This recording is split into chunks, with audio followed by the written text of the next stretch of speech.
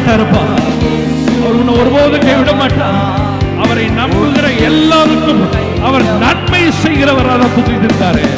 உன்னை எப்படி அவர் கைவிடுவார்? இயேசு கைவிட மாட்டார். உன் இயேசு கைவிட மாட்டார். உங்கள் துக்கம் சந்தோஷமாய் மாறும். உங்கள் கவலைகள்